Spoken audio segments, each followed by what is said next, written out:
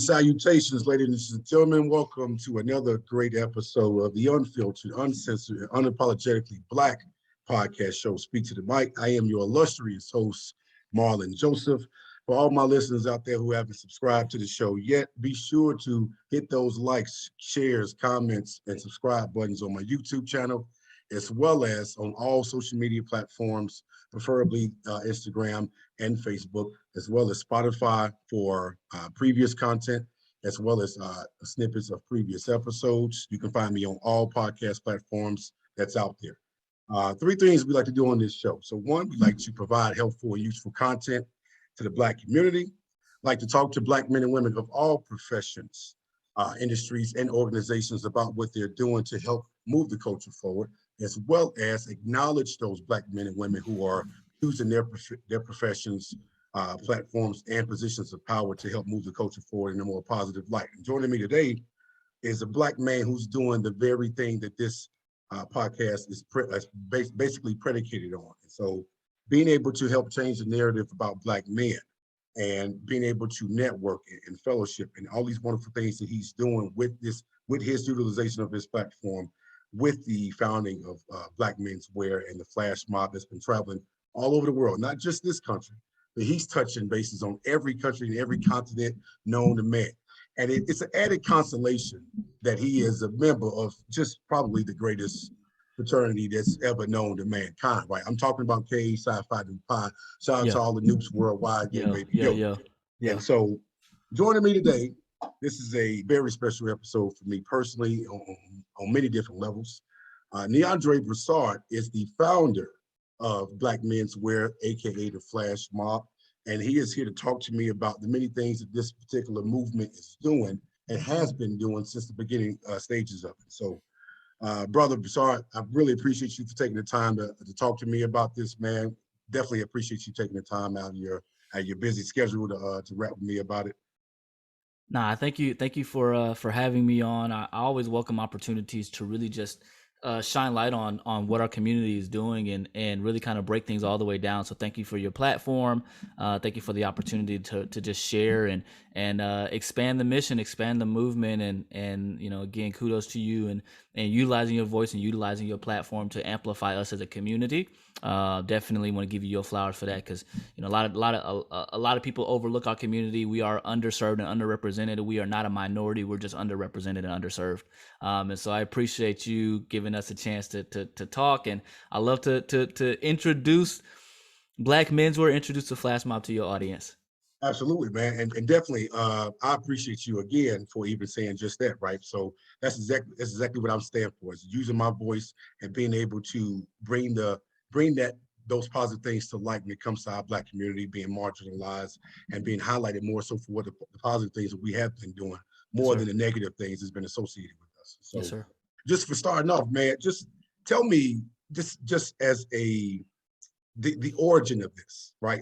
How did you even start off with the idea of the Black Menswear, aka the FlashMob? How did this even come about for you? Nah, so to be honest, right? So Black Menswear started out of a need or desire to inject positivity of the Black man to the community, right? So 5 years ago, we got started. Going before the page started, right? So before Black Menswear was even created, me personally was having internal battles necessarily about how I was perceived in the media, how the media showed me myself. When you look at all the representation of Black men as it came to police brutality, as it came to social unrest, social injustice, and the way that the media showed me who I was, in essence, right? So when you think about how the media portrays Black men, it's often in a negative light. It's related to and synonymous with thug, absent fathers, dysfunctional families. It's a very negative stereotype. Yeah. And for me and my friends or my brothers, my fraternity brothers, my colleagues, that's not necessarily the representation that is befitting of us. It's not an accurate portrayal. And so as just this compounding trauma, because it truly is a trauma of for our community, is how we see ourselves in the media.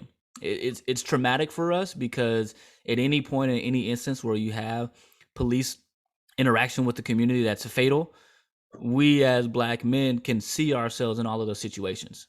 So that trauma that goes with that, that's a constant impression upon me of what my potential outcome is. That's a very, very um tough thing to deal with on a day-to-day basis, especially when we go back, 8 or 9 years ago, to where there was a constant barrage of police brutality on the media that was fatal, that you then saw a negative representation of whoever the gentleman was that had this fatality, Yep. not being a victim, but being an immediate suspect, already guilty in public perception because of how the media played it. And that landed on me in a way that I didn't like. Right. And Yep. so at that point, I was like, man, how can I use social media? Because I was already a successful social media utilizer when it came to different pages and different brands. So how can I utilize my expertise in social media to just put out positive energy as it relates to my community, to further reflect who I am, but also give an impression on my children, my boys, my sons, Yep. what it's like to be a black man, what it looks like being a black man holistically, and not just the way the media portrayed it. Yeah. So at that point, really kind of looked at creating a voice on social media that amplified the positivity in our community. And I focus on the suit perspective because suits are synonymous with business. They're synonymous with success across cultures, right? So not just for the black Absolutely. culture, but across cultures. When you think about business, it's synonymous with a business suit. There's business attire, right? This is global. This isn't just in our community. And so we took that approach because, when we think about, well, all right, if they're going to put us at the most bottom level and how they portray us, let me go to the most top level of how I want us to be portrayed, right? So that's how I came across the suit perspective and embody this voice of the black man in the suit. And let me go ahead and get this out the way right now before we even get down the road. I'm not saying that every brother in a suit is successful. I'm not saying that the only way that you're going to be successful is to wear a suit. That is not what I'm saying. Absolutely. I'm saying that we utilize this outlet or this lane of ours to tap into those that have never seen a black man in a suit before. Yep. To see it as oh man, well, what does he have going on? What can I latch on to? What optimism can I see in that, to where I might say, for somebody that's never seen that, now there's a new impression upon me. So if all I've seen every day is men that look like me in handcuffs, men that look like me in mugshots, men that look like me in negative environments, but now I see this brother over there that got this on. Shoot, what you got going on, right? Yep. So the perspective of optimism is really the point of emphasis. And you see, I ain't once talk about how outside looks at us. I'm talking about how we look at ourselves, How we right? look at ourselves. Yep. And bringing that point up to where if we can impact our community in a way that takes those mental shackles off of what our ceilings can be and what our goals can be, and just opening up one lane, then we've done our part, right? So Black Menswear is that outlet of positivity. We showcase the true narrative of the black man through our envision and through our community, through events like the FlashMob, through our page, our Instagram, our website, blackmenswear.com, our Facebook, our TikTok channels, our YouTube channels, our podcast, just putting more positive energy around who we are as a people. And if that helps somebody, we've done our goal. If it doesn't help everybody, we're not here to help every single person, because we know that our voice doesn't resonate with everybody. But if we can help one person, if we can help 5 people, if we can help 10 people, then we've done what we're called to do, to be able to inject that positivity into our community. So long answer short, Black Menswear was started out of a necessity, out of a need to further impact our community with a positive light and a positive voice that our platform is now able to do. So it's funny you say that too, because a couple of things that resonates with me in regards to your specific case, in regards to how you started this. Most of the times, whenever I interview people, the very origin of how things started for them is the basic necessity for that particular thing, right? So they see a need for this particular thing, and then they went ahead and strive for that. They work hard and dedicated themselves and their time to that effort, and being able to be in those particular areas of expertise. And so for you to say that, it resonates for me. It's a constant reminder that representation matters. And if we don't see positive representation enough in our Black communities, then one or two of us will see a need in that and say, you know what, let me go ahead and change the narrative from my perspective and use my voice and my platform to basically highlight the very positive things that's not being shown enough. And it's funny you say that too, because, obviously during this pandemic, we had to sit still, right, and see in real time exactly how Black people, preferably Black men, have been treated in this country, in this world in general. And then for other people who don't look like us to see this in real time and say, oh, wow, I can't believe that they're being treated inhumane like this. Well, Yeah. in all honesty, where the hell have you been? Because Right. this is nothing new that's been Right. happening. Obviously it's being highlighted more because of social media, because everyone has access to information on their phones and things like that. So you can see this, and we have to see this in real time, exactly what we've been saying for over hundreds of years. And so Yeah. for us to be in this place now in 2022, still trying to figure out why we're still being treated like the 3/5 of a person, if you will, Yeah. that's something that is still baffling to even us, right? And Yeah. so the other thing that you also brought to my attention too is that what what matters to us in terms of how we are representing each other, or what our perception has been of each other. So my previous episode, I actually did an episode on the differences between African Americans and African born citizens who are in America. And that perception that's, you know, oftentimes highlighted by the media, by Mm-hmm. TV, and all these other outlets, from a cultural standpoint in America, about what Africa looks like. We oftentimes see those negative connotations associated with our African brothers and sisters who are saying, oh, for 50 cents a day, you can feed a starving kid in Africa who don't have good food to eat or good clean water. And it's like, you think everybody in Africa lives like that? Yeah. Right. Right. Versus the Right. perception that's given to them about African Americans here is that we're thugs, we're criminals. We Yeah. have a bunch of kids out of wedlock. We don't take care of our own families. We're living on welfare. These negative connotations that's Yeah. associated with us globally, not just Yeah. in this country, not just in their countries, but throughout. And then seeing recently how Black people, especially our African brothers and sisters, are being treated in Ukraine when it comes to several things that's been sent to me by some of my followers in regards to how Africans are being treated in another country that they don't Yeah. necessarily are necessarily from, but trying to get out of and seek refuge and safe havens for themselves too. And it's like, in an inhumane situation, you're going to participate in being inhumane yourself. That made entirely no sense to me. And so I Yeah. recently posted that on my podcast pages, just to show exactly how Black people are being treated globally.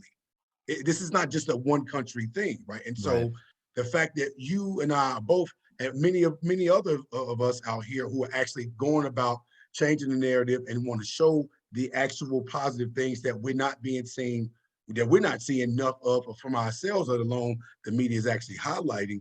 Yeah. That speaks volumes to me, and it speaks volumes to you as well. And so I appreciate you for saying that. Now, quick backstory, ladies and gentlemen. So I was able to participate in the Atlanta flash mob when my brother Broussard came here, along with many other great brothers. Shout out to every great brother that's been a part of this flash mob Yeah. movement For sure. throughout the entire world. And so For sure. just seeing how much this has grown over the years, I've been following you for a while, and I'm just like, man, I'm so just taken back positively on how the outcome has been. And so for you personally, I want to ask you this question.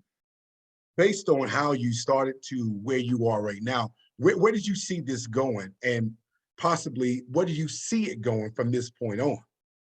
Yeah. So, firstly, where do I see it going? Right. So at this stage in what we are, so Black Menswear is offshot a number of different ways to basically provide economics in our community. Right. So we have this platform that we utilize that we're working on. A number of things that relates to Black business amplification as it relates to social media influencer racial pay gaps, from campaign strategies, as it relates to um, uh, brand integration in regards to culturally spot on content versus culturally insensitive content, consultations. So there's a lot that goes on that people don't understand about Black Men's, where we are far greater than the flash mob, right? The flash mob is our staple event. That Yep. is what we are known for, high level. Yeah. And then those that tap in further realize the inner workings that we have, right? So did I foresee us being a black male influencer agency? Not quite. Did I see us as being a database or a insights network for external companies that are looking to tap into the Black male audience? A little bit. Did I see us as a event curator that hosted events around the world that supported and amplified the Black male? Yes.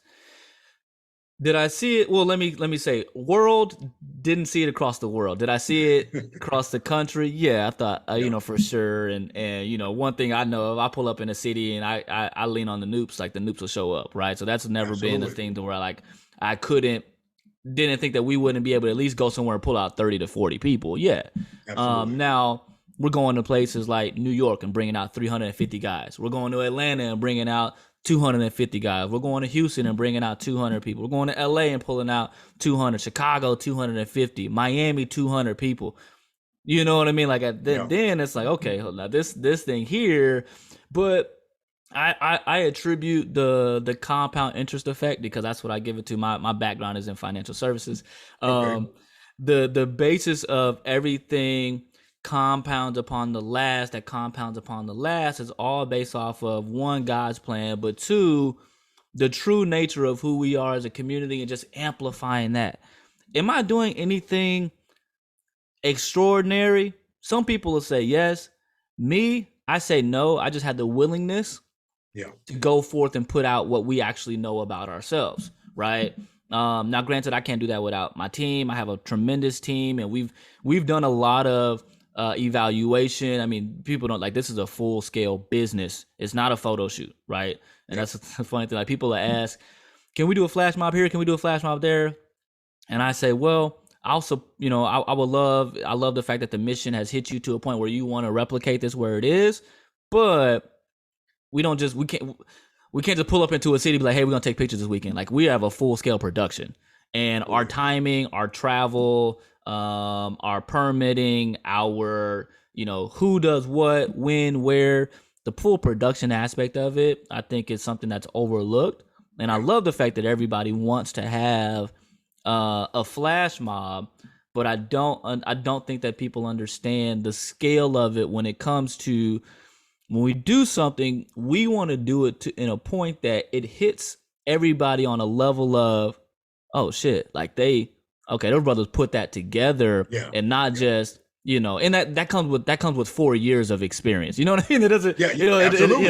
Of the consistency of doing it and weeding out the like, okay, that didn't work for us. That didn't work for us. Now we got it to where even bro, from when we did Atlanta in March of last year. Yeah, around the same time last year. Yep. To when we did Miami December of last year. Oh, it was on a whole new level because every one that we were on, we were elevating. We were doing something greater because we took our we took our lessons. Okay, this didn't work right with the flow of the timing. This didn't work right with the location. And to where then it's like, okay, now we got this thing rolling because of teamwork, make the dream work and all those kind of things. And so, really just kind of putting the emphasis on why, like the importance of it in our community and the importance of what it's doing as the outlet. It's far more than what I thought it would be. But as those as those opportunities come, it's very important. Me being the leader of the visionary, it's very important to empower my team to take on those new opportunities, to take on those new layers, because as we continue to grow and develop, now we're looking at this thing like we want to be the number one agency for Black male content.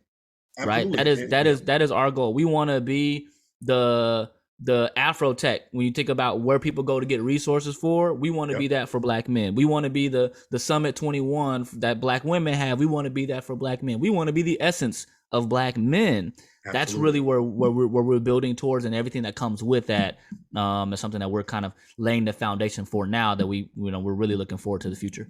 And part of that development stage that I do appreciate you speaking about is that you understood early on that if you want to go fast, you go alone. But if you want to go far, you bring that team with you. And so shout out to your team for being great at what they do. I know one of the biggest things that I took from this event what was the aspect of fellowship and networking with other Black men who are in Yes. all different professions throughout the world. You know what I mean? So Yes. myself personally, my profession is in IT. So I ran across a few brothers who obviously who are in the IT field, maybe in different sectors of information technology as I am, Yeah. but the fact that we in technology in general, understanding that it's in high demand, understanding it's a high paying industry and things like that, and it's only going to get bigger and better from here. You know, the fact that we're able to see more Black men in representation of these different professions was definitely something I took from this whole experience, and just Yeah. and then the fact that I saw when you guys were in Miami, I saw that the mayor of Dade County came out. Was that the mayor of Dade So County? so he was the mayor. He's the mayor of Miami Gardens. Miami Gardens. Okay. He's the vice chairman for the Miami Gardens, or for Miami-Dade County Commission. Okay. Oh, that's right. I want to So make sure I get his he profession right. serves in the city and in the county. Even though Wow. we didn't shoot in Miami Gardens, we shot in Miami proper. Miami Gardens is a part of Miami-Dade County.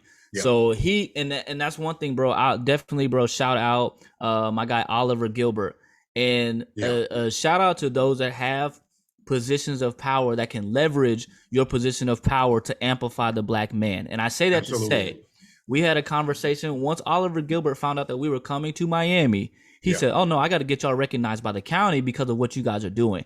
Only reason I 100% believe the only reason why we were able to get that is because he was the vice commissioner for the county. Had it not been a brother in that position, they would have been like, "Oh, this is nice," and let it go. Be like, "Okay, cool. You guys can," just like every other city that we've gone to, bro. I live in Dallas, and I'm not no knock on my city. I live in Dallas. I've never gotten anything from the city, ever, anything. Wow. Now, you would think that would be the first city that you would have got, recognition and just support from overall. It's crazy. When we went to Houston, I got a phone call from the mayor of Houston after we had been, cussing me out, basically like, "Bro, why you ain't tell me y'all was coming here? I'd have pulled up," and all of this stuff, right? But Sylvester Turner, shout out Sylvester Turner out of Houston, the mayor of Houston, for at least just acknowledging and recognizing. Now, I know if we go back, he probably some sort of declaration we could probably work out, right? But Miami, first time going to Miami-Dade and having a brother in position, utilize and leverage his position to be able to offer other brothers a chance to be amplified. And from that, I mean, there's still a lot of things that are coming from that we haven't even been able to fully realize just yet. But people, brothers in position, and this is kind of us, from a community perspective, getting out of this crab in a barrel mentality. Very much so. He would have said, "Well, no, I can't do that because if I amplify them, that's gonna limit the amplification that I can get for myself." There is more than enough opportunity. There is more than enough space for everybody out there to win. And I appreciate when brothers are in positions, just like we do, right? Like, there are many times where a brand will reach out to us and say, "Hey, we want to do this," and for us, we're like, that doesn't fit into our spectrum, right? We're not gonna be pushing your product. We're not gonna, that's not what we are. We're storytellers about Black men, right? Now, if you got something that aligns with us telling a story and you guys want to amplify and promote that story and give us the dollars to be able to put on that production, that's a different story. But you come to us and say, "Hey, we got these products. We want y'all, sell our product." Like, that's not who we are, right? And as those things came, though, those opportunities, we then turned into opportunities for other people, right? So we then said, while it won't fit on the Black Menswear platform, we do have 20 Black male influencers that we work with that we think would be a good fit for this guy, and this guy, because this is what their brand says, right? And we've been able to get them the bag because, versus, things that split for us. So, we have this position of a status when it comes to that world, right? Of influencer, this and that. But we're not going to be like, "Well, nah, since we can't do it, it cut off." Like, nah, we can't do it, but we do have some people. And I mean, bro, we did over 6 figures in revenue last year for other people, not even for us.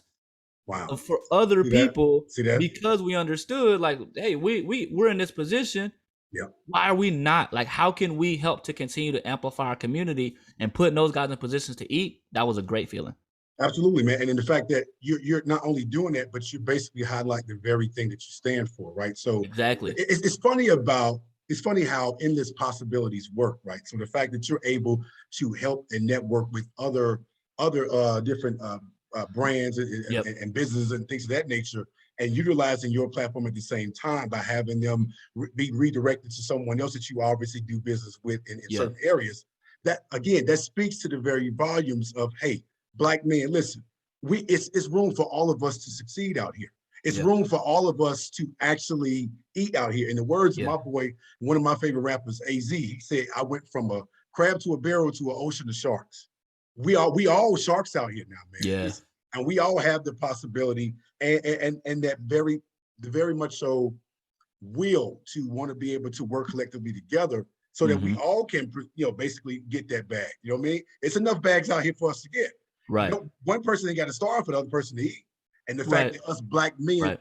not seeing each other in competition with each other, more so in business with each other and actually fellowshipping together, that speaks more volumes than anything else. And so the fact that you're able to use this platform to basically bring out politicians, possibly law enforcement. If we can get judges out here, if we can get more Black men who are in these positions of power, that alone, man, would say so much about how we're changing the narrative of Black men. That would help us bridge the gap between Black civilians and law enforcement. That would help us bridge the gap between Black attorneys and Black judges and how we work well in parallel together to making sure that we keeping our Black men and Black women too, to a lesser degree, but in this particular juncture, Black men out of the prison system. Because we for too long, we've been assets for them in the prison system. Right. It's been time to change that narrative when it comes to showing our future generations, because like yourself, I have a son who's named after me. I have a daughter too. So the fact that I want both my son and my daughter to see what this Black man looks like first before they step out into the world to see other Black men. Yeah. They need to see the first example that comes out of their house is their father being the best example that he can be for them, so that they can basically take that example and say, hey, this is the standard.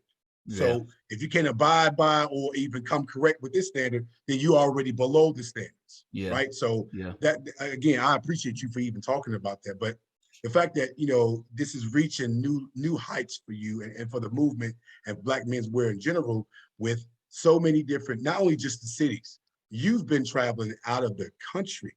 Please talk to me about what that experience has been like. It's been heartwarming to go to places and get welcomed with open arms outside the country, right? So we've been to London. We went to London in 2019. We went to Paris 2021. We're going to Africa in 2022. We're going to both Ghana and Nigeria in 2022 in July, and then we're also going to Toronto for Labor Day weekend this year. And to be able to have communications and conversations with people that are in these places, like, oh my gosh, I can't believe you guys are coming. What can we do to help to amplify and to get this? Like that is a warm, very, very warm sentiment. One thing that is, as you mentioned, the unfairness that's being passed on to Africans in Ukraine.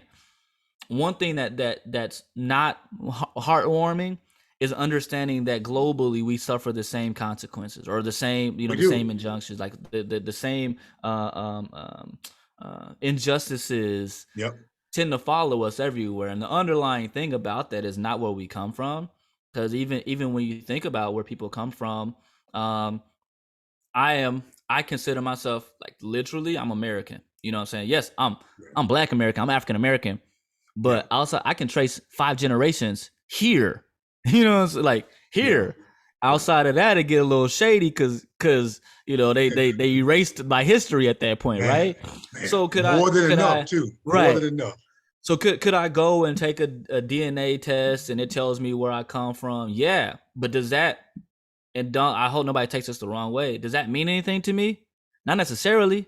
Why? Because I'm here. You know what I'm saying? Like, exactly. My grandfather, we built my this great-grand, we built this country. Absolutely. So for me to understand that, like, okay, my injustices are focused on because I've been here, because we've been here through slavery, through Jim Crow South, through police brutality. That's the new Jim Crow, as they call it, right?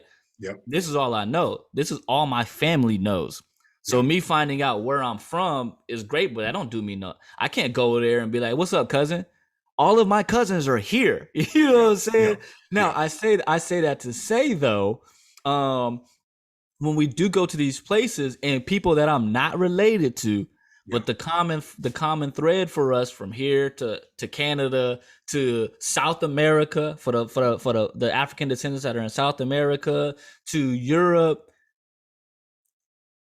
our skin color gets us ostracized. Very much The so. Very melanin, much the so. melanin of our skin is the only reason why people look at us in a distrusting way, Very right? much so. The melanin of our skin is why there are laws that are underwritten to keep us in different places and positions, right? And so the heartwarming aspect of that is because I know I got brothers across the world just because of the common objections and things that we come through. Yeah. But it's not heartwarming at the Pigmentation. same Yeah. time Yeah. because it's sad that we have to globally build ourselves out of a hole that we've been in for generations. But Yeah. I enjoy traveling the world, pulling up on folks from the islands to Europe to, again, I can't wait to go to Africa. This is gonna be my first time going to Africa. But even my friends that I have that are, first or second generation Americans, or they're Africans, but they were born here. Yeah. But they, understanding and meeting their family and their parents, and it's like, yeah, you're gonna have a good time there because the culture is so rich. Just being able to anticipate that, but it's unfortunate that globally we just have this stigma that we got to fight no matter what country we live in. Yeah, absolutely. And you know what? Again, speaking back on my previous episode, what I was talking about was that I made a very, very accurate equivalency to the apartheid that was basically the same thing as the civil rights movement. It was happening during the same exact time. Now, to say this, now personally, this affects me and it hits me at home because my wife is from Rwanda. My wife is African. You know what I mean? So, and is listening to many stories that my mother-in-law tells me. She humbles me every single time I even talk to her about different experiences when it comes to the motherland, right? So, and that always intrigues me to want to learn more about my heritage because even to your point, the fact that obviously tracing several generations here on this land, that doesn't necessarily say that we may or may not have relatives, far distance, great cousins, great whatever, that's still in our motherland, right? So, and I treat the continent of Africa, that's the home of civilization, right? Yeah, for The sure. first For sure. bones of life were found in parts of Egypt, right? In Cairo. And who lives there before or even after Black people, right? So we were the origin, you know what I mean? So to think about it from that perspective and then kind of zone in more specifically on how we connect with each other with understanding that we share more similarities than we do differences when it comes to, again, to your point that you brought up about how we've been treated globally. But racism it's not just a US thing. It's a global thing, right? So even talking to some of my in-laws who live in France, they talk about how Black people are marginalized there too. They talk about how you can only get but so far ahead in life successfully being Black. So based on our pigmentation, we're still being basically looked at as less than a human being. And that's crazy, even in a time where we have been showing you time after time that, listen, we're just as smart, we look just as good, we're probably smarter, and we probably look better than each and every one of you. But see, it's more the guilty conscience as to why they treat us like that, more so than it is the actual reality that, okay, you know what, maybe they are our equals. Maybe we are, from a humanity standpoint, because we haven't learned any goddamn thing when it comes to humanity. Just in general, we're still making the same mistake we made hundreds of years ago, which basically shows us that we haven't learned anything new. We haven't made any new mistakes because we're too busy making the same ones. And I oftentimes say that on this show because I want to oftentimes highlight how humanity has to evolve. Because right now we're looking like we're basically going backwards rather than forward. But even, speaking more or less about how the experience will possibly be, because I have friends of mine who are from Ghana, who are from Nigeria, who talk about just the many wonders about those different countries. And I definitely have it on my list to travel to both these places too, because I want to experience what that's like. I've met friends of mine who, in college who were from different parts of Africa, and they would look at me and tell me, man, you look like you may have some Ethiopian in you. You know what I mean? So, and I felt some type of way positively about that because I'm like, I want to know what my heritage is because I want to know and be able to tell my kids that too, to look in that because obviously now, having kids, they're half Rwandan and half American. You know what I mean? Yeah, So right, being right, able to have right. to basically mix and understand both cultures, Yeah, because obviously being black in America, we have developed our own culture, even facts, despite the very obstacles facts, we had to deal with. So facts. I want to be able to teach that to them as well, and have them learn even more, further beyond what I was able to teach them Yeah, once they get older. And so the fact that this movement is going beyond this country, going to other parts of the world, that obviously I can only imagine how the communication level was like when it comes to like planning those events, right? So how what was that like? Like that experience, was that a how do I want to even word this? An exclusive experience within itself, with how you were able to even plan just leaving the country? How was that like in terms of planning that with your team? I mean, honestly, so now, with enough time and enough planning, we can do a flash mob anywhere. Now, the thing Yeah, about it is, it has to, we just have to have enough time to put the pieces in play to yeah, be able to, make it the level of that we want it to be at, right? yeah. The level, the experience. Because the biggest thing about a flash mob, it's not the photo shoot, it's the experience, It's the right? experience. Yep, It is because you'll hear a totally different story from guys that attended the flash mob from people that see it on social media, right? absolutely. Guys that attended, they're like, I'm a man, testament of it, man. the That was, aura, the man. brotherhood, Listen, I felt the so empowered and liberated, yeah, man. Like it was yeah, just like listen, ladies and gentlemen, I am testifying to you right now. This experience made me feel like I can achieve any damn thing just yeah, by being yeah, in the same area, same room, with just same park with all these black men who are in different professions, doing different things, accomplishing many goals in lives, and being able to show this world, listen, black men ain't what the hell you showing on TV. right, It's what right, we're showing you right now in real right, time.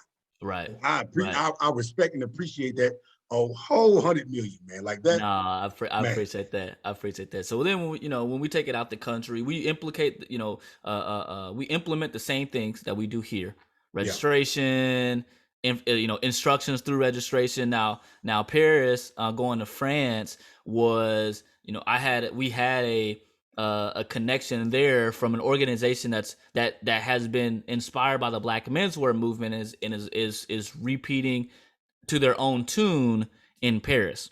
So we actually partnered with them, right? We okay. brought the expertise of how to do it. They helped us scout locations.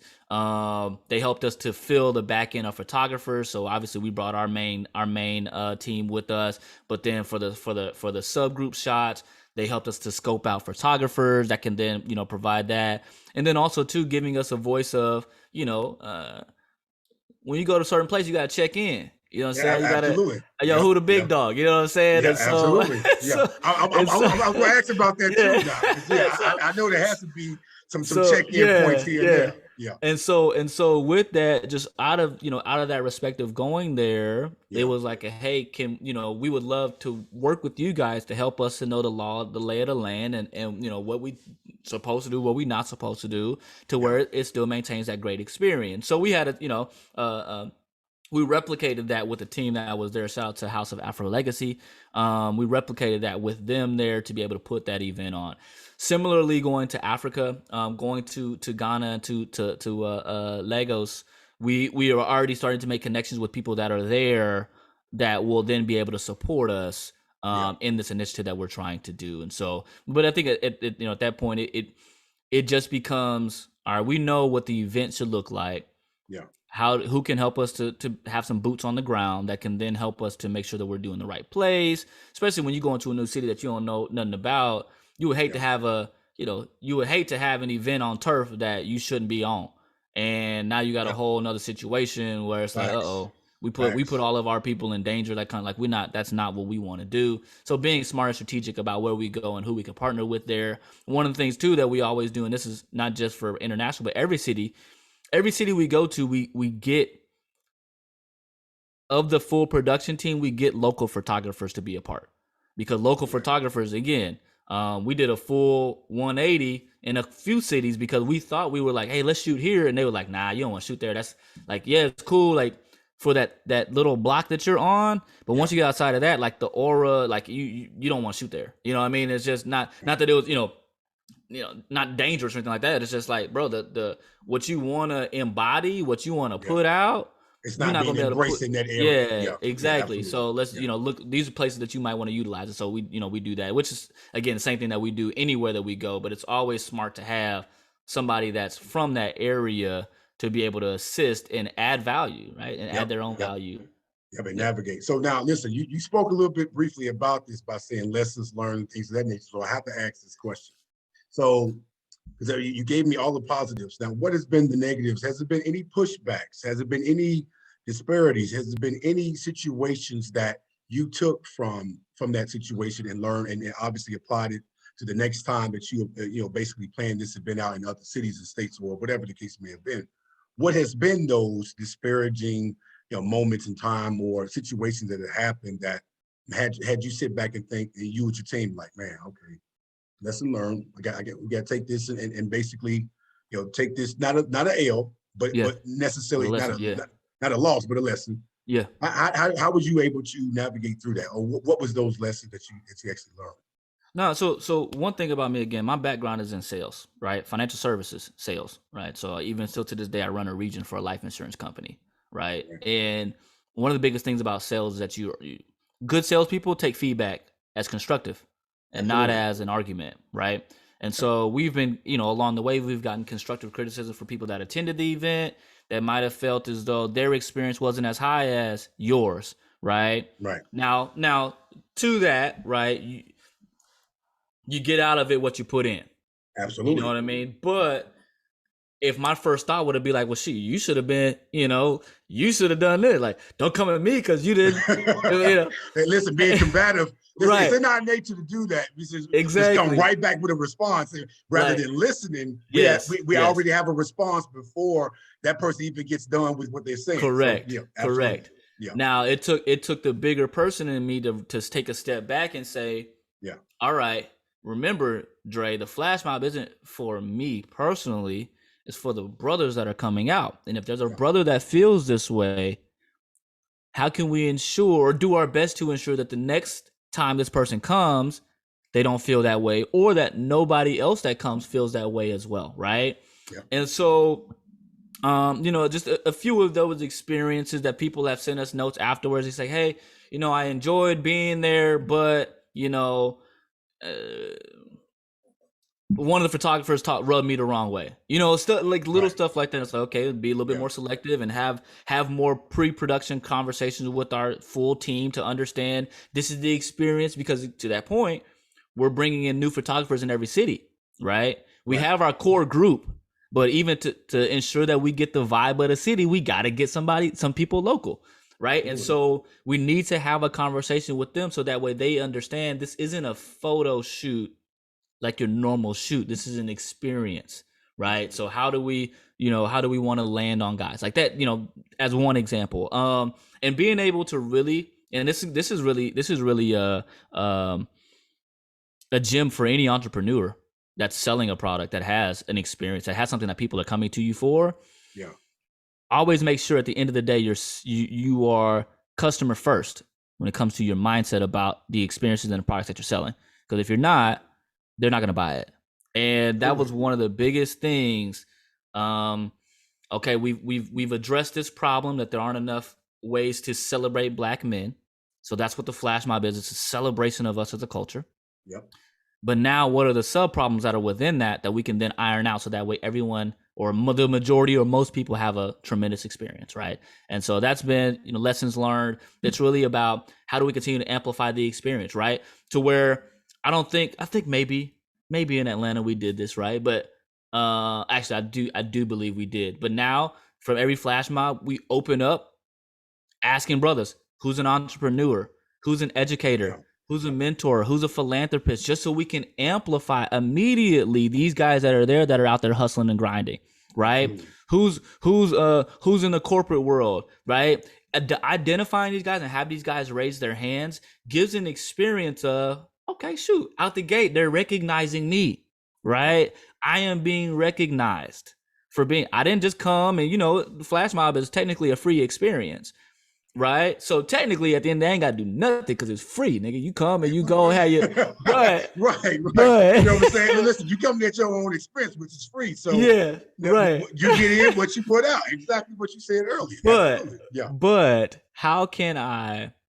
Because now the experience is like guys are traveling city to city. Yep. So if I have that same mindset where it's like, oh, well, this is a free event, whatever. It's like, bro, no, I just paid $400 to fly here. I just paid $600 for a hotel to come to this free event, right? So you treating me like that, I don't know all those backstories. Right. And so if I take it as you know what it is on surface level, and I don't think about that, that messes up relationships, right? And so just little stuff that we do like that, right? When we encourage guys as we break off into small groups, hey man, I know you there to take the pictures, listen to the photographer, listen to the production manager for that little group. But network, you got your business cards, bring your business cards out. Let guys know what it is you got going on, because you never know who you're gonna meet in this.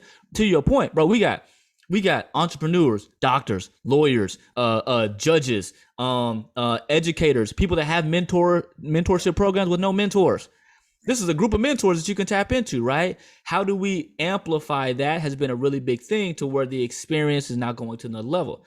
That comes with the feedback that we've gotten. Like, man, I didn't really, I love coming to the event, but I left kind of like, dang, what could I have gotten out of this even the more, right? Like, I took some good pictures, but what could I have gotten out of it? That's why we started amplifying that, right? Yep. Bringing it out like, hey, yo, be proud about who you are. Be proud about your business. Be proud about, your position. Be proud about your upward mobility. Be proud about the fact that you're a student and you grinding right now, because a lot of these brothers been through that same experience. Share it. Be a place, a safe space to come together, talk through some stuff. Be proud about what you just overcame, the addiction that you just overcame, because you don't know what other brother out here is struggling with that you passing that information on to them will help them be like, yo, my brother did it, I can do it too. Those are really the lessons that we've learned about truly making the Flash Mob a safe space, and really learning and taking a step back when we look at our business as who are we really trying to impact with this. We need to make sure that they're impacted the right way, not that we're impacted the right way. Absolutely. And you know what? And I look at the Flash Mob preferably as the tree that hosts many branches, right? So, and those branches becomes networking. And with that networking, you can actually branch off and network with somebody that you met at the Flash Mob that can go far beyond even that particular event that you actually met them at. And so those different things, obviously that's a domino effect. You have to look at it from that perspective, right? So, and everyone starts somewhere. You have to get carried before you crawl. You got to crawl before you walk. And so, and before you can start running, you got to at least take one step at a time. And being able to take the initiative and be out there and put yourself out there and say, hey, man, listen, I'm Woo Up Bam, and it's nice to meet you, brothers, and be able to introduce each other in that particular way, in this safe space, in this judge-free zone, because Black men, we're not being displayed as being monolithic enough, right? When it comes to being in unison, being able to be together, talk things out, rationalize, and be like, okay, man, well, listen, I ain't thinking about it that way, but since you brought that perspective to my direction, now I can take that in consideration, right? So one thing that my mother used to always tell me is that in life, I can't change your mind, but I can give you more to think about. And so us as Black men being able to be that for each other, I like that. That's a beautiful thing, man. And that has to be highlighted on a consistent basis, but it has to be oftentimes brought into fruition from each and every one of us. Each and every one of us has that part to play in that. So for me personally, and just from a hilarious standpoint, I want to give you my only criticism about the Flash Mob that came in Atlanta. You came when it was too goddamn cold outside. It wasn't supposed to be that cold, man. It was freezing, man. And listen, what's funny think about the week leading into that. But the week after, it was 72 degrees. Exactly. Why the hell did they not hold this off? Because I'm like, I don't know if y'all get a weatherman in this Flash Mob. Man. Somebody that works for a news channel. listen, if they do, they did a terrible job at forecasting what the weather was going to be like. And so, It's funny. It's funny because when we map out the tour, we take into consideration where we go when we go there, right? So we like, okay, we're gonna start in the south because we know in the south it ain't as cold as it is in the north. So that's why we started with Atlanta in March, and we went to Houston in April, and then we went to New York in May, right? So it was like we weren't going to New York in March, and then we dang sure wasn't going to Houston in July. You know what I'm saying? It's too hot. And so, from that perspective, we was like, oh yeah, no, Atlanta gonna be cool in March. It might be, 60, 70. It ain't gonna be 30 to 40. And they hit us with a 30 to 40 that day. And I think it was because it was All-Star weekend. That's why it was so cold. They was trying to freeze out All-Star weekend. They weren't trying to. Oh, that's funny. But listen, and it's funny you say that because like I said, the very next Saturday, it was 72 degrees. I said, damn. Yeah, man, this would have been perfect weather to be out here. Hell, we could have been out here much longer if that been the case, right? So, yeah, obviously, I'm pretty sure you guys ran into more of those issues when it came to the weather in different other cities and states too. Man, to be honest, let me see. Last year, the only weather issues that we had was Atlanta, and it's still, we still had 250 bros out there. We were just a little chilly. Listen, because I knew what the forecast was. I had on 3-piece. So I was like, listen, I'm gonna look good, damn it. I'm gonna be warm and look good. As much as I can be at that point. For sure. So, Paris, man, Paris was cold and rainy. And again, that was so our team, we spent 2 weeks in Paris as a team. Right, it was a way for us to celebrate Thanksgiving together, have some map out time. We brought our families and spent our individual family times there. But the week leading, so we landed. Let's say we landed on Tuesday, Wednesday, Thursday. It was cool. Saturday comes, it's 35 degrees. And we're like.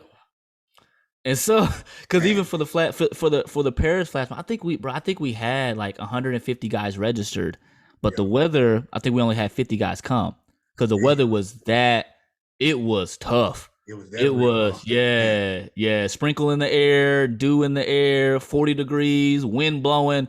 It was listen, man, you have to expect that, right? So obviously Paris is always misty and cold and rainy and things like that. So at least from what I've seen, I've never been there, but obviously my wife's been there a bunch of times, and it's like going to New York. Your seasons are your seasons. Now they don't get the snow like that, but when it's winter, we thought we were early enough in the fall to where we wouldn't hit that.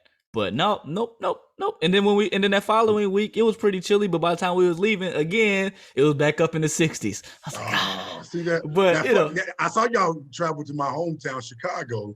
And I don't remember exactly when y'all did that, but okay, so that was in the summer of last year, right? That was Juneteenth.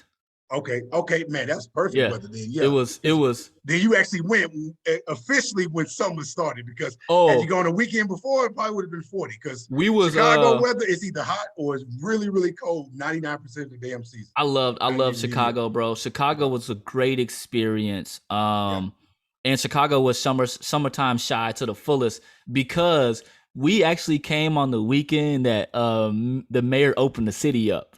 So it was lit, bro. Like everybody was like they had just came out. Like everybody everywhere. They've been waiting, man. It was lit, bro. It was a blast.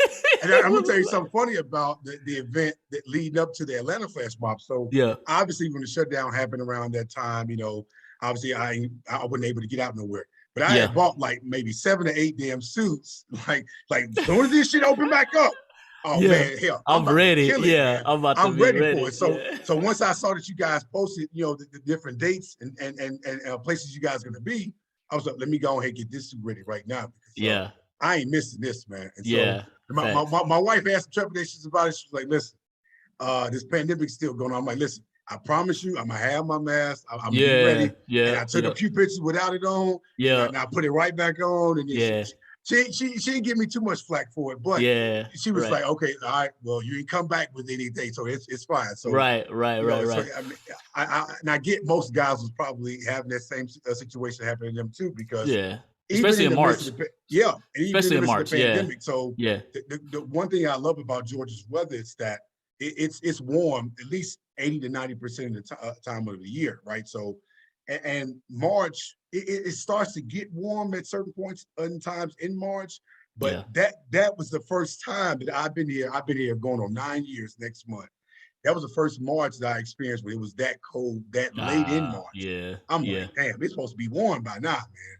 So Yeah. Georgia weather kind of spoiled me with that. So I Right. went to Chicago a couple of weeks ago, and hell, I ain't know how to even deal with my own Right. hometown For weather no sure. more It's too because cold. it's Yeah. 25 degrees, man. So, but Right. again, man, I want to ask you this last question to wrap Sure. things up. So, because obviously this is a continuum, right? This is a continuous effort to change the narrative, as you say, right? And Mm-hmm. this is what this particular show and specifically is more about. What do you see the end goal being when it comes to this movement, when it comes to Black menswear, when it comes to just the overall advancement of the Black community? What do you see Yeah. the end goal for this? Yeah, man. So honestly, I'm equating us to, and I hit on it a little bit earlier about, really being the true hub, the home for Black male content creation. I actually, I'm a take a page out of the history book when it comes to Black Wall Street. Right. I would like for us to be an incubator for employment, for networking, for content creation, to really be a safe space to amplify ourselves, right? And so, and two, everything that comes with that. Now, obviously, and we can't do every single thing, but as we grow and we develop, there are a lot of opportunities that we have to serve this underserved segment of the marketplace when it comes to, and especially when it comes to creating content, because far too often our voice is not heard when it comes to brand marketing for our community. Yep. And my VP Evan had a conversation on a LinkedIn conversations with Gabrielle Union, where he put this this out there. He said, how do we combat brands not listening to our voice when it comes to creating content for our communities? And our desire within that is to be a resource to be able to house and create culturally relevant, impactful, powerful content as it relates to uplifting and taking our community to the next level. And then two, like, that's the focus. Yeah. That is, we want to be a game changer when it comes to amplifying and showcasing our community. And what better way to do that as being a media outlet, right? So we can create our own content, which too, I'm thrilled that Black Menswear is now at a point where we don't repost any content on our page. People hit us up all the time. Hey, yo, can you post this on your page? No. What's on the content that's on our page? You want to get posted on our page? You come to a flash mob. Absolutely. And you come with the drip, right? Because yes, it's an uplifting opportunity. Leaking, yeah, because yes, it's an opportunity to network and empower and uplift, but brothers get competitive. You know what I'm saying? Brothers come like, oh, we do. I would come, and it's nothing wrong with that. It's beautiful because it's friendly competition. It's friendly competition, right? Absolutely. But being able to be a space for that, and being a content house that really speaks to our voice is really our end goal here. That we're really excited about, because again, when you talk about the long game, we're putting those steps into play. I can go to any major market and have like 3 or 4 photographers that I can call on my cell phone, like hitters. You know what I'm saying? Like, because we're building this network, we're building this ecosystem that allows us to thrive and to network and to connect and engage. So basically, from a Black Wall Street perspective, we build up our house first. Once we build up our house, then we can offer employment to others that are in our community, and then they're able to replicate that over and over and over again. Yeah, absolutely. And you know what? One other thing is you just pinpointed this when we talked about your VP reaching out to Gabrielle Union on LinkedIn. Have you had any, like, what level of support have you had from Black celebrities? What has that been like? No, that's been, man. To be honest, that's still one of the things that I kind of pinch myself about. Yeah. I've been able to have guys, like, I'm excited about the Dapper Conversations that we're having in New Orleans. So Dapper Conversations is our YouTube series. It's a add-on to the Flash Mob weekends. So one of the things that we do when we go into these cities, we bring 3 brothers together on a panel. It's live shot. We live stream it on Instagram Live, but we're utilizing that to really discuss things that we're overcoming as Black men, with being able to have people on the panel. Like, when I came to Atlanta, I had Dr. Jamal Bryant join us. right? When we go to New Orleans, we've got Ryan Clark of ESPN joining Oh, us. okay, Yeah, okay. Yeah, shout out man. to the Bond. Yeah, man. When we were in LA, I mean, being able to have Rich Fresh, the hottest designer in the game, to sit Man, down and that's join us, big. to have MJ Harris, who's probably one of the largest voices for Black creatives on Facebook, to sit Yeah. down and join us, right? And so being able to do this and tap into these individuals, doing the suit for Jimmy Allen that he wore at the Country Music Awards to accept the Best New Artist award, having a brother draped Wow. in our suits, Yeah. right? Just these opportunities that are now coming about. I think now we're in a position where we're leveraging those, Yeah. right? Not leveraging to a point where it's like, okay, well, we gotta, you know, I think the beautiful thing about it is that all these people understand the platform. So they're Absolutely. not coming Yeah. into it with ill intent. They're coming Yeah. into it like, oh man, you want me to be on there? I'd love to share my story with your audience. I would love to be able to amplify myself as a Black man in my Black community to your Black audience. That's what I Absolutely. love about it, which has made it phenomenal. And that gives that motivation to keep going, keep reaching, keep connecting. Man, to be able to have conversations with people like Derek Adams, big time artist, Malcolm Jenkins of the New Orleans Saints. Even on the other side, man, like people like Ava DuVernay, B. Simone, Gabrielle Union, locking in and liking our content and engaging Yeah. with our content. Like those are things that's like, okay, those are steps. Like those are steps. Next thing Yeah. we know, I'm gonna be able to call Ava DuVernay on the phone, like, hey, I got this idea. You know what I mean? Like we're Yeah. just playing Yeah. towards that, to where it's kind of a long game. But I just love the support that we've been able to get. But it comes because these Black celebrities still grew up the same way we grew up for the most part. They did. They still Absolutely, didn't they man. still didn't have these positive outlets for Black men. Yep. And so they're tapping in because we're doing something that's very needed and vital for our community to continue to push ourselves forward. Absolutely, man. And on this show, I'm oftentimes speaking and oftentimes pushing the agenda of being monolithic. We have to be our best selves and be able to represent our best selves in to the full capacity of that particular term. And if we're not doing that, then what are we actually doing to actually help move the culture forward? And so I'm oftentimes advocating for that very thing. If we all have a part to play in this, and if we're not playing our part, what the hell are we doing? Yeah. And so I'm always asked that question and always challenge each and every one of us, even myself too, because every last one of my hosts that I'm actually interviewing on the show, I'm learning things from from my own viewpoint and perspective, and being able to apply it to my own everyday life. I'm hoping that all my viewers and listeners are doing the same thing too, because again, this is what's going to help, like to the very premise of your agenda and to that movement, push the culture forward and be able to change the narrative about the Black man and Yeah. about Black people in general, because again, we have created every single thing on this earth. We're Right. the originators. We are the creators. We are the epitome of what should be in terms of, again, because we were the originators, everyone Xeroxed us. But now Right. we're at a point where we're Xeroxing the Xeroxes. Right. We're copying the copyists now. Yeah. And so that has to change. Yeah. We have to be in the forefront in a more positive light more than we ever have, because now it's very much so a necessity of that more than it's ever been, even in the past. And so, Yeah. with our generation, we're generation now. We're the leaders now, and so Yeah. we have those kids that's underneath us, looking up to us and looking to us to basically do away with the issues that previous generations had to deal with. Every generation of our existence, of our kids and lives, have to deal with their own generational issues. They shouldn't have to Right. deal with previous issues of the previous generation, because it's not enough time in a lifetime to deal with it. And Right. so if we're doing our part to making sure that the next generation have their own issues to deal with and not ours, then we obviously are getting to that successful point of saying, hey, Black people, we made it now. Facts. Let's keep it going. So Facts. again, Facts. brother, listen, I really appreciate you for having this talk with me on Well, this thank you. show, man. We definitely pinpoint a lot of different things. I'm looking forward to the next time y'all come to Atlanta. And I'm also looking to actually travel with you guys in Yeah, some for sure. some of these other areas as well. For sure. Definitely shout out to your Instagram page and to your followers and to your platform as well. How can people reach you if they have any questions about the upcoming events that's happening with the Flash Mob and with Black Menswear in general?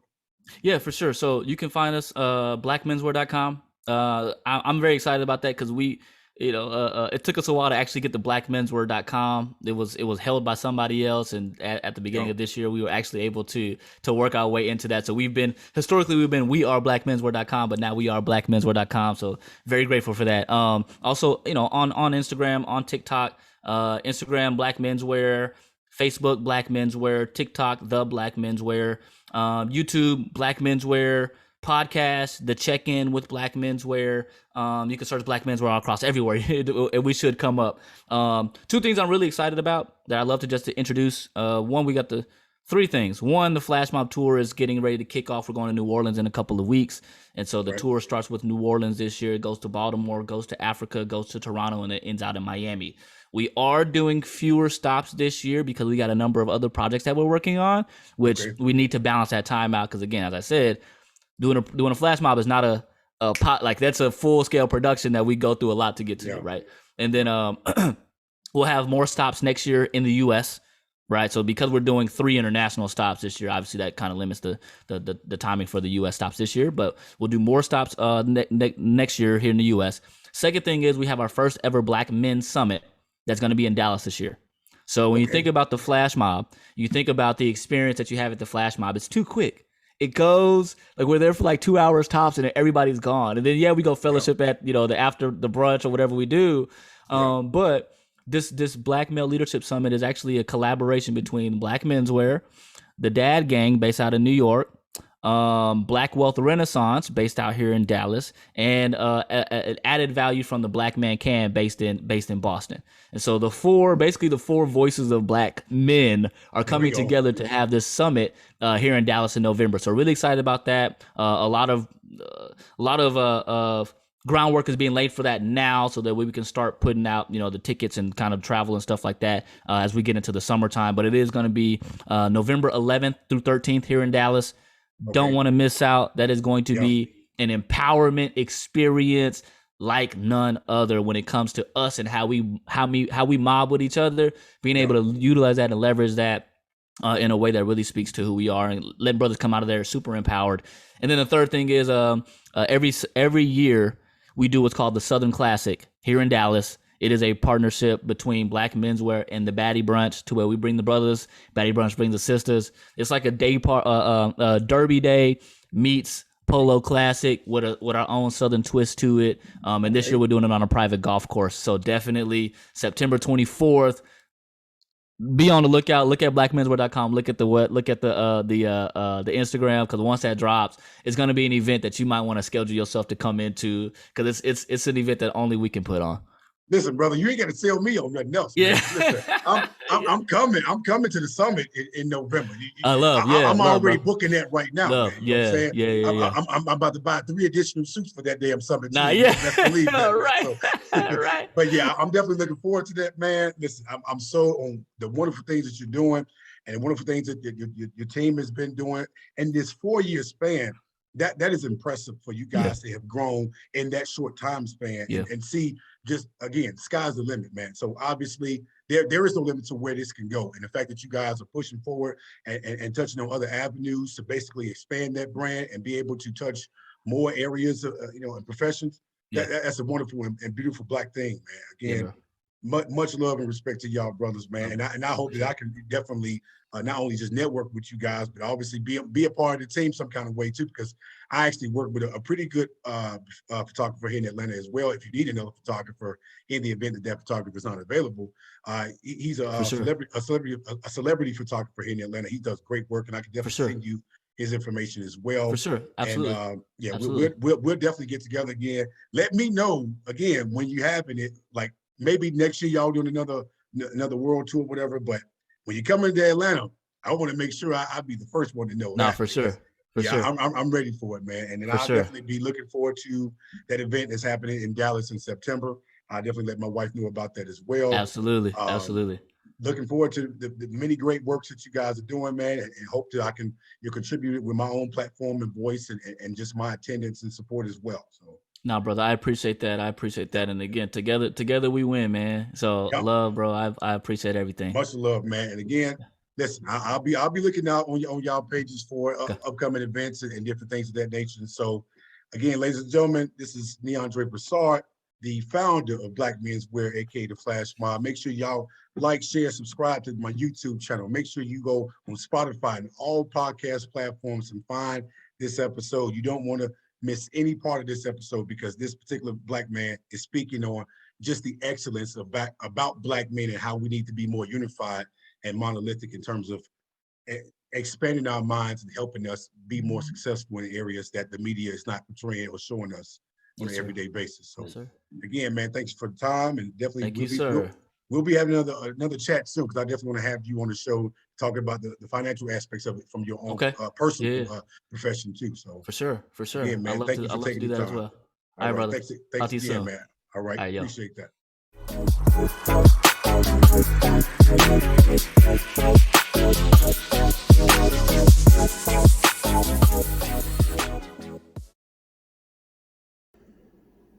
If you like what you've heard from this week's episode and would like to hear more from previous episodes, be sure to like, share, comment, and subscribe to my YouTube channel below.